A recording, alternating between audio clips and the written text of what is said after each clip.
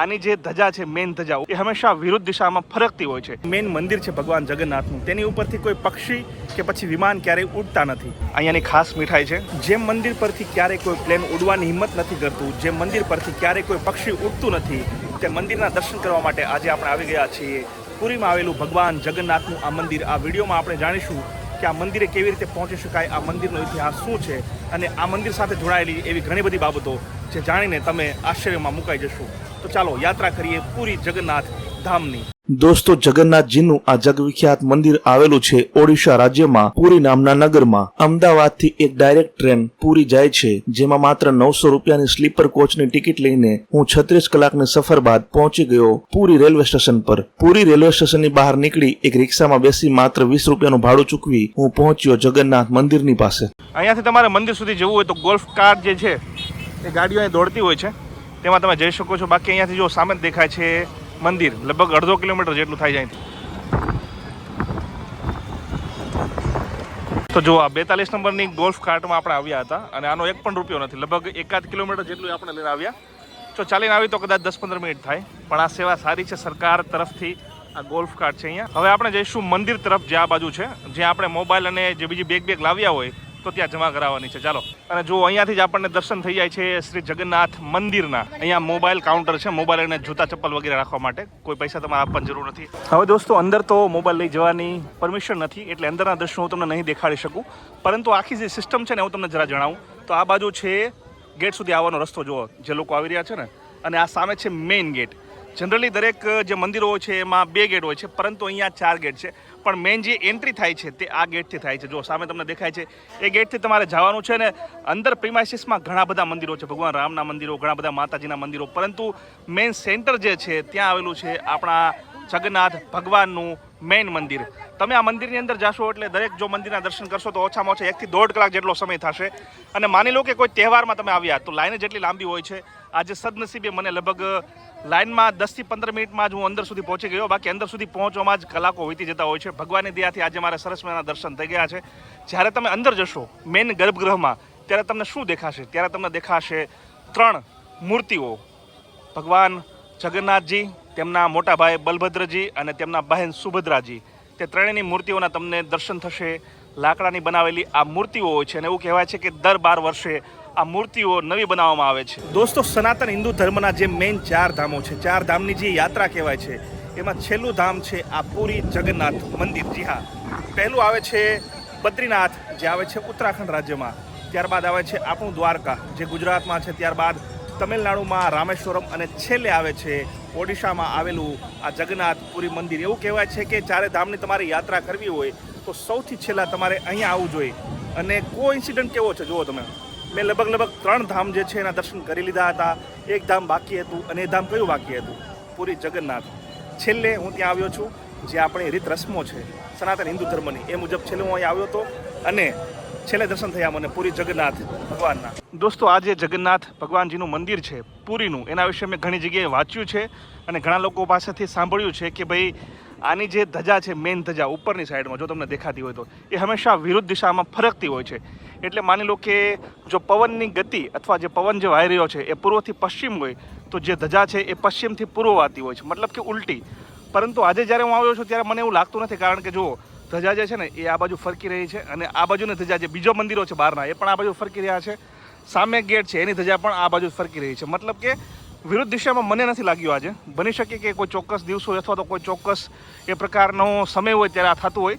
આજે જ્યારે હું આવ્યો છું ત્યારે જો દરેક પ્રકારની ધજા, એ મેઇન મંદિરની ધજા પણ આ બાજુ ફરકે છે, જે નાનું મંદિર છે ત્યાં પણ ધજા ફરકે છે, બહારનો જે ગેટ છે એની ધજા પણ આ બાજુ ફરકે છે. મતલબ કે આ બાજુથી આ બાજુ ધજાઓ ફરકી રહી છે. દોસ્તો, એવું કહેવાય છે કે જ્યારે આ જગન્નાથ મંદિર બનાવવામાં આવ્યું અને જ્યારે ભગવાનની મૂર્તિઓ બનાવવાની હતી ત્યારે તે સમયના અહીંયાના રાજા ઇન્દ્રદ્યુમ્ન, તેમણે ભગવાન વિશ્વકર્માને કામ સોંપ્યું કે તમે ભગવાનની મૂર્તિ બનાવો, ભગવાન જગન્નાથની, તેમના ભાઈ બલભદ્રની અને તેમના બહેન સુભદ્રાની.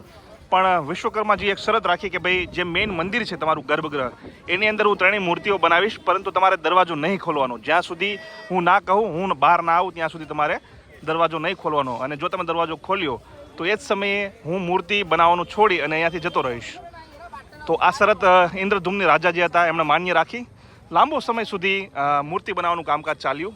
રોજ રાજા જે છે મંદિરમાં આવતા હતા અને જે દરવાજો બંધ કર્યો હતો વિશ્વકર્માજીએ ત્યાં આવીને બેસતા હતા અને તેઓ અવાજ સાંભળતા હતા કે અંદર મૂર્તિ બનાવવાનું કામ ચાલુ છે કે નહીં. એક દિવસ એવું થયું કે તેમને અવાજ આવતો બંધ થઈ ગયો, એટલે તેમને લાગ્યું કે ક્યાંક ભગવાન વિશ્વકર્મા જે છે તે મૂર્તિઓ બનાવવાનું છોડીને ક્યાંક જતા ના રહ્યા હોય. એટલે તેમણે પોતાની શંકા દૂર કરવા માટે દરવાજો ખોલ્યો મંદિરનો અને ત્યાં જ ભગવાન વિશ્વકર્માજી જે છે એ અલોપ થઈ ગયા. અને એના કારણે જ આ જે મંદિર છે મેઇન, એની અંદર જે ત્રણેય ભગવાન જે છે, ત્રણેય ભાઈ બહેન, એમની જે મૂર્તિ છે તે અધૂરી રહી ગઈ. આજની તારીખે પણ આ અધૂરી મૂર્તિના જ જે છે પૂજા કરવામાં આવે છે, હોમહવન કરવામાં આવે છે, એના દર્શન જ લાખો ભક્તો કરે છે. દોસ્તો, એવું કહેવાય છે કે આ જે મેઇન મંદિર છે ભગવાન જગન્નાથનું, તેની ઉપરથી કોઈ પક્ષી કે પછી વિમાન ક્યારેય ઉડતા નથી. એનું એક કારણ એ આપવામાં આવ્યું છે કે આ જે મંદિર છે તેની રક્ષા કરે છે ગરુડજી. ગરુડ તમામ પક્ષીઓનો રાજા કહેવાય છે અને રાજા જ જ્યારે આ મંદિરના રક્ષક હોય ત્યારે અન્ય કોઈ પક્ષીઓ જે છે તે આ મંદિરની ઉપરથી ઉડવાની હિંમત નથી કરતા. અને બીજી મહત્વની વાત જે આ મંદિર સાથે જોડાયેલી છે અને ઘણા બધા લોકો એના વિશે વાત કરતા હોય છે કે આ પૂરી જગન્નાથ ભગવાનનું જે મંદિર છે એની ઉપરથી ક્યારેય કોઈ વિમાન પસાર થતું નથી. પણ કેમ થતું નથી એની પાછળનું જે કારણ મંદિરવાળા અને જે ધાર્મિક ભક્તો છે, ભગવાન જગન્નાથના ભક્તો, તેવું કહે છે કે મંદિરની ઉપર એક 8 ધાતુ ચક્ર છે. 8 ધાતુ ચક્ર હોવાના કારણે માની લો કે કોઈ વિમાન એની ઉપરથી ઉડે છે તો વિમાનને ઘણી બધી અડચણો આવી શકે છે એ 8 ધાતુ ચક્રના કારણે. એના કારણે કોઈ પણ વિમાન જે છે એને આની ઉપરથી ઉડવાની પરમિશન નથી. આજ દિન સુધી કોઈ પણ વિમાન આની ઉપરથી ઉડ્યું હોય તેવો દાખલો ઇતિહાસમાં નથી. દોસ્તો, એક એવી માન્યતા છે કે ભગવાન શ્રી કૃષ્ણએ જ્યારે પોતાનો દેહ છોડ્યો, આ માનવ દેહ છોડ્યો, એ જગ્યા હતી આપણું ગુજરાતનું સોમનાથની બાજુમાં આવેલું પ્રભાસ પાટણ, જ્યાં તેમના અંતિમ સંસ્કાર કર્યા. તેમનું આખું જે શરીર હતું તે તો નશ્વર થઈ ગયું, એટલે કે બળીને ખાક થઈ ગયું. પણ એવું કહેવાય છે કે તેમનું જે હૃદય હતું તે બળ્યું નહીં અને ધડકતું રહ્યું. એ સમુદ્રના માર્ગે પહોંચ્યું પુરી પાસે, જ્યાં દરિયો છે. અને એવું કહેવાય છે કે આજે ભગવાન જગન્નાથનું મંદિર છે એમાં ભગવાન જગન્નાથની જે લાકડાની મૂર્તિ છે શ્યામ રંગની, તેમાં આજે પણ ભગવાન શ્રી કૃષ્ણનું જે હૃદય છે તે ધડકે છે. પૌરાણિક માન્યતા પણ આવી છે અને જે ભક્તો છે તે પણ આવું જ માને છે. ભગવાન જગન્નાથની જ્યારે વાત આવે ત્યારે અષાઢી બીજ નિમિત્તે નીકળતી અહીંયાની રથયાત્રા કેમ ભૂલાય. લાખો ભાવિકો, લાખો ભક્તો માત્ર ભારત જ નહીં પરંતુ વિશ્વના ખૂણે ખૂણેથી અહીંયા આવે છે અને ભગવાન જગન્નાથની એ રથયાત્રામાં સામેલ થાય છે. આજે જે તમને છૂટું છવાયું જે આ મેદાન દેખાય છે એ સમય એવો હોય છે કે અહીંયા હાલવાની પણ જગ્યા નથી હોતી. ટીવીના માધ્યમથી આપણે લોકો દર્શન કરતા હોઈએ છીએ. અમદાવાદ અને હવે તો ગુજરાતના અનેક શહેરોમાં ભગવાન જગન્નાથની રથયાત્રા નીકળે છે, પરંતુ ભગવાન જગન્નાથની રથયાત્રાનો પ્રારંભ જ્યાંથી શરૂઆત થઈ તે મંદિર હતું આ પુરીનું ભગવાન જગન્નાથનું મંદિર. જો ક્યારે ભવિષ્યમાં લહાવો મળે તો ચોક્કસપણે અષાઢી બીજના નિમિત્તે તમે અહીંયા આવજો અને રથયાત્રાને નિહાળજો. તમને ખરેખર ખબર પડશે કે ભગવાન જગન્નાથમાં કેટલા લોકો માને છે અને તેમનો ચમત્કાર જે છે એ દિવસે તમને જોવા મળશે. ભગવાન જગન્નાથના આ મંદિરમાં મહાપ્રસાદ જે છે ને એ ભક્તોમાં અતિ પ્રિય છે. ભગવાનને જે મહાપ્રસાદ ચડાવવામાં આવે છે એક પ્રકારે દાળ હોય છે, ભાત હોય છે, ઘણી બધી વસ્તુઓ એમાં હોય છે. એ ભક્તોને ફ્રીમાં વેચવામાં આવે છે. બપોરે 2 વાગ્યા બાદ જો તમે અહીંયા આવશો તો તમને એ મહાપ્રસાદ પણ આપવામાં આવશે. અને માની લો કે તમે વહેલા અથવા તો પછી આવો છો તો તમે 50 રૂપિયા આપીને પણ અહીંયા જે છે મહાપ્રસાદનો લાભ લઈ શકો છો. હું જ્યારે પહોંચ્યો ત્યારે લગભગ 12 વાગ્યાનો સમય હતો, એટલે હું વહેલો હતો, એ મહાપ્રસાદ મળતો ન હતો. પણ ત્યાં જે અલગ અલગ મંદિર સાથે જોડાયેલા લોકો મહાપ્રસાદ વેચે છે તેમાંથી 50 રૂપિયા આપીને મેં મહાપ્રસાદ લીધો. અને તમે નહીં માનો, એ જે સાત્વિક ભોજન જે હતું એ ખાઈને એકદમ મજા પડી ગઈ. તમને ખરેખર એવું લાગે કે જે ભોજન ભગવાને આરોગ્યું છે તે જ ભોજન હું પણ કરી રહ્યો છું. હવે દોસ્તો, મંદિરની અંદર જવા માટે તો લાંબી લાઈન હોય છે, પણ માની લો કે તમારી સાથે કોઈ વૃદ્ધ હોય અથવા તો હેન્ડીકેપ્ડ હોય તો એને ડાયરેક્ટ એન્ટ્રી આપવામાં આવે છે. જો આ પણ એક ખૂબ સારી સેવા છે કે જેના કારણે આવા જે વૃદ્ધ અને હેન્ડીકેપ્ડ લોકો છે તે આસાનીથી અને સરળતાથી દર્શન કરી શકે. હવે દોસ્તો, પુરી જગન્નાથમાં એક મીઠાઈ પણ ખૂબ જ વખણાય છે. તે મીઠાઈ એટલે ખાજા, ગળિયા ખાજા, જે આપણે ગુજરાતમાં પણ ઘણી બધી જગ્યાએ વેચાતા હોય છે. 1 કિલોનો ભાવ છે 200 રૂપિયા. કેટલીક ખાજા જે છે એના 180 રૂપિયા પણ છે. જો તમને નજીકથી દેખાડું, જો અહીંયાની ખાસ મીઠાઈ છે.